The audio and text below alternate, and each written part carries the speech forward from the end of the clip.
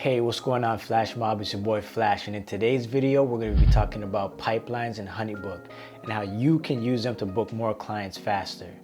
Run the intro.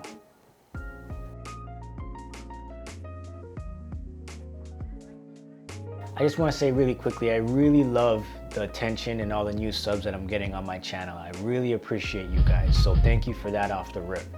If it's your first time here, we're all about helping you become a better filmmaker and turning your passion into a paycheck. So if that's the kind of thing that you're into, make sure you go ahead and hit that subscribe button and turn on notifications so you don't miss any future videos. So I gotta let you guys know, because some people have been asking, no, I am not sponsored by Honeybook. I just honestly believe that this is the best tool that you can use as a creative to not only get yourself in the door, but close on deals with new clients. So if you guys are looking for an option to help organize your business, book more clients, and get paid faster, I'm able to offer you a 50% discount off your first year in Honeybook, and I'll leave that in the description below. So if that's your thing, guys, make sure you go back, look at some of these previous videos, and you take advantage of that discount if you decide to move forward with it. Now let's get into this video. If you know anything about sales, you know that having a solid sales funnel is key to your success in terms of booking and retaining clients.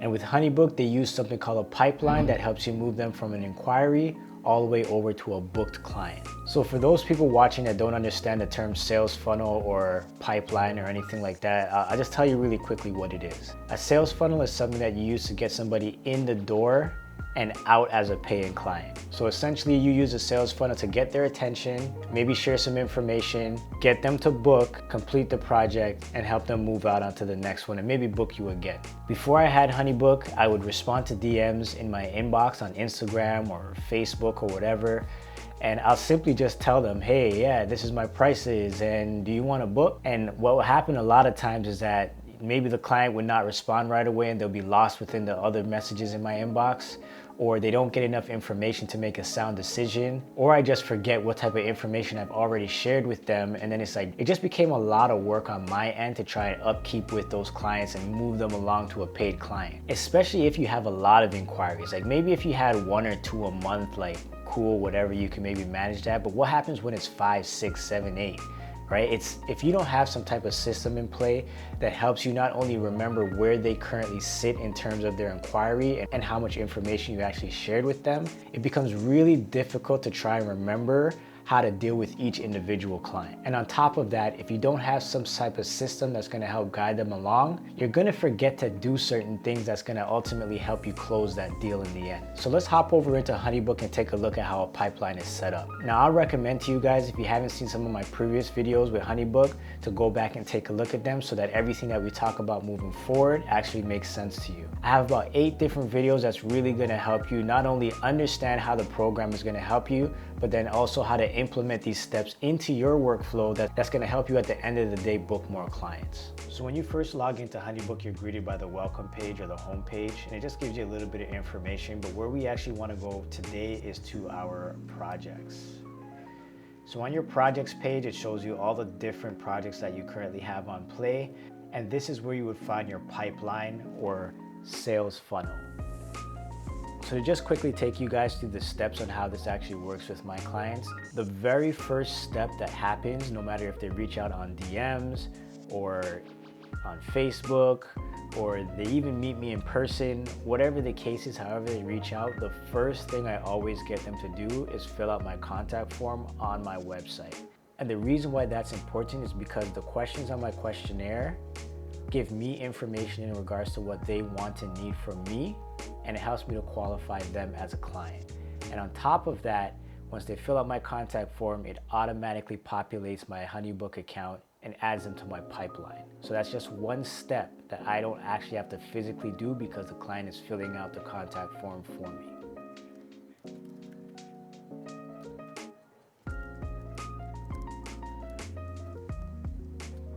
So let's take a look at exactly what happens within Honeybook when a client fills out my contact form.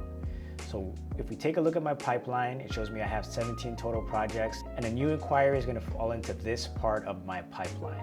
So if you click on that, you'll see this is the form that I just filled out with my information. Let's open it up. And as you can see, it shows all the information that the client filled out on my contact form, allowing me to know exactly what they need once again, right here, what their budget is, their date, some contact information, and exactly what type of services they're looking for. I love this because, guys, I can't stress how important it is to have an idea of what your clients need and to pre-qualify them. If these clients fill out this form and they said they had $300 for a website, I would automatically know that this is probably not going to work out for me. So let's hop back over to my projects. So after they go to the inquiry, I usually have a follow-up. So I'll send them out an email or something like that, just saying, hey, nice to meet you, la-di-da, this looks like something I can definitely help you with. And I will immediately try to schedule a consultation with them.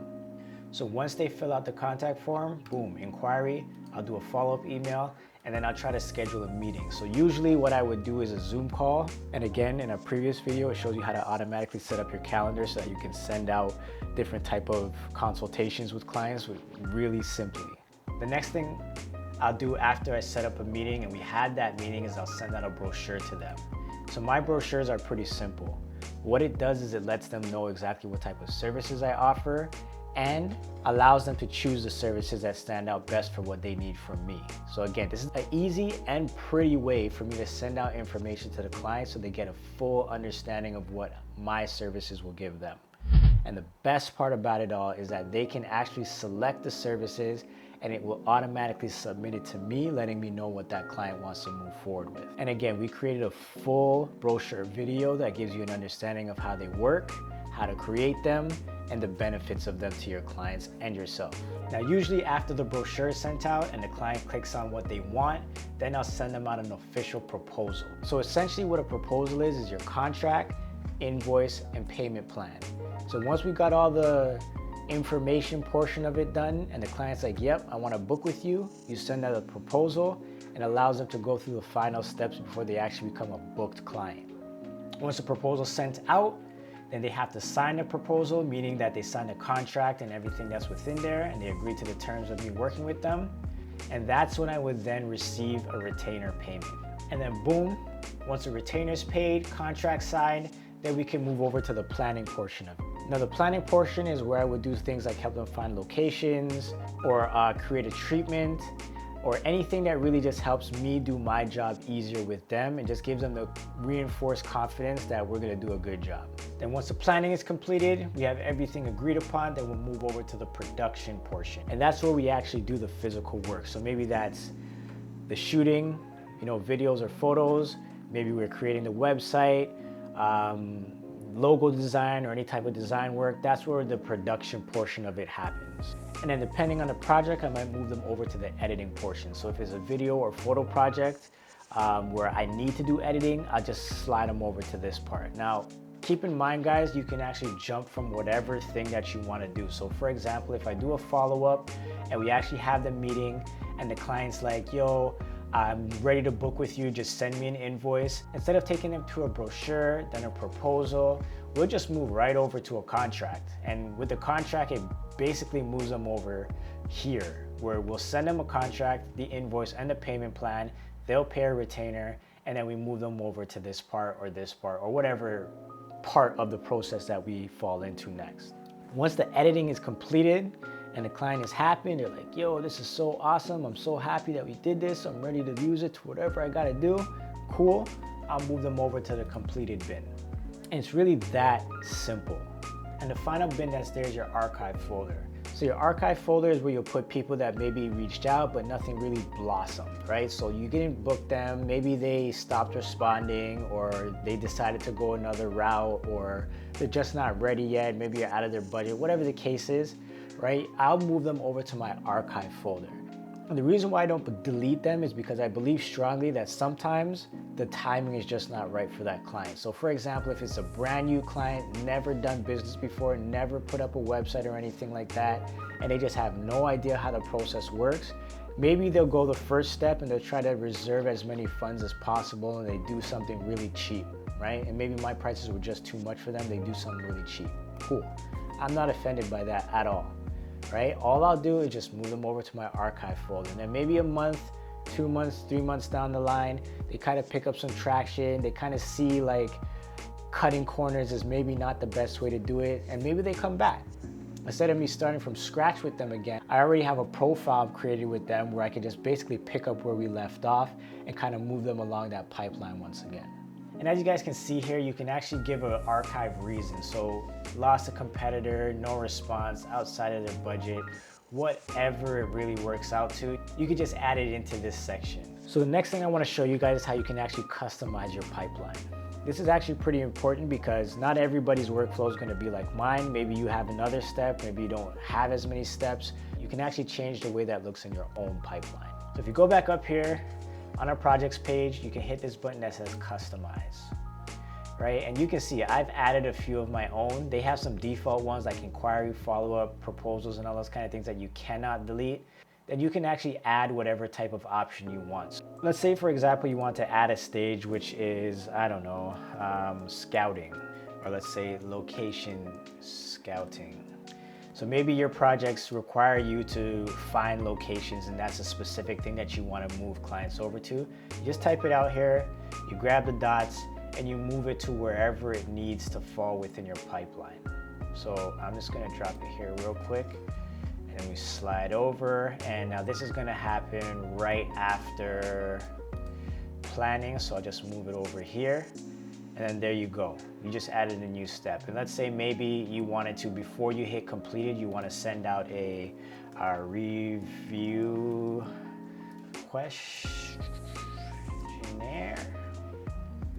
Let's just say you want to add that into your pipeline. You like to gather reviews from people. You just grab those dots again, and then you move it over to right before editing or right after editing.